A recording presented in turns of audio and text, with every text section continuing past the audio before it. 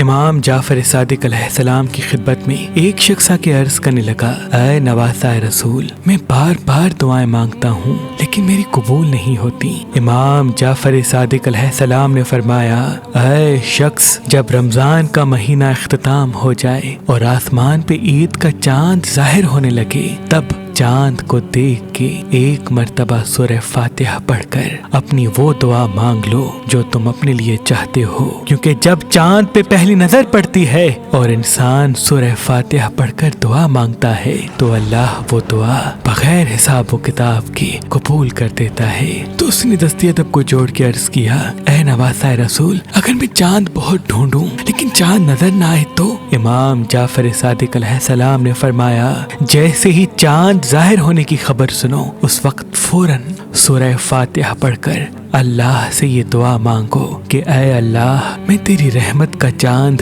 دیکھ تو نہیں پایا لیکن چاند کی خبر سن کے اس امید کے ساتھ دعا مانگتا ہوں کہ تو میری دعا قبول کرے گا۔ اے شخص، جو انسان عید کا چاند دیکھ کے خوش ہوتا ہے اور اپنی دعا مانگتا ہے تو اللہ وہ دعا بغیر کسی حساب کے قبول کر کے اس انسان کی دنیا و آخرت سنوار دیتا ہے۔